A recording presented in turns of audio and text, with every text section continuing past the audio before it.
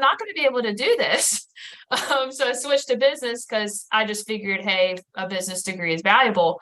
But my dad, being the salesman that he is, when I came home, I was very lost, didn't know what I wanted to do. And he's like, just work at the dealership, this and that. I'll get, all these great benefits, and you'll get to travel and you'll get to learn stuff. And I'm like, yeah, I see what you're doing. You're trying to get me to go there and work, and because that's your dream and that's not mine. And long story short, I started in sales, hated it, did marketing, it was okay. And it was actually the finance office that kind of drew out. It was a very challenging time.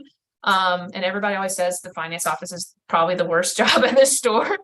But it was actually that job that helped me to fall in love with the business, because I got training and I really persevered. And that's kind of like where it all started. And I love it. I mean, I'm definitely meant to be here. So that's pretty amazing. First off, the fact that I don't laugh. I'm 6'4.5". I weigh 230, 30 pounds. I faint when I see blood too. Not if I see it, but if I'm giving it. Like literally, anytime I give blood, it's like, good night. Yeah.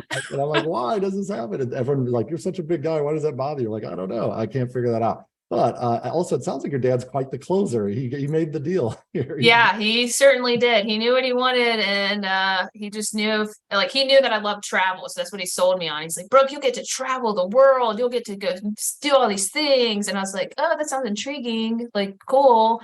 And then, yeah, he sold me. I mean, I got sold. So he did a great job.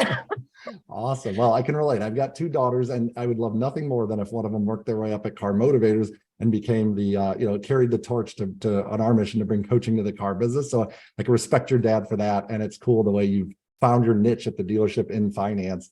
And, what's really interesting too, is that female ownership isn't all that common, but it's really great to see. I feel blessed. I get to work